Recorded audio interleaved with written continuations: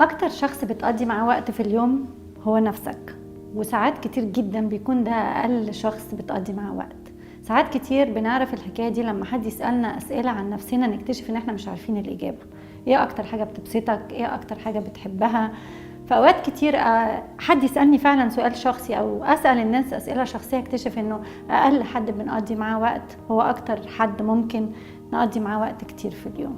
في 2 اسمهم جو هاري عملوا زي شباك كده بيقول شخصيتي متكونة من 4 أجزاء، وعشان كده سموه جوهري ويندو أو الشباك بتاع جوهري.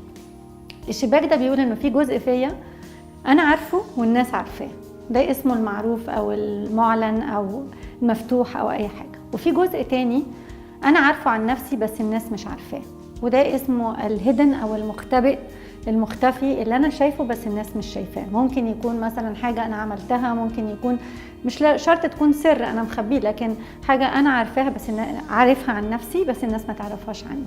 وتالت حاجة هي اسمها العمياء، المنطقة العمياء اللي هي الناس شايفة فيها حاجة بس أنا مش واخد بالي منها. ممكن حد يكون عصبي جدا بس شايف نفسه هادي قوي وكل اللي حواليه شايفين إنه عصبي، أو حد عنده بالعكس حاجة ميزة كويسة قوي وهو مش شايفها بس الناس شايفاها فيه، ودي اسمها المنطقة العمياء.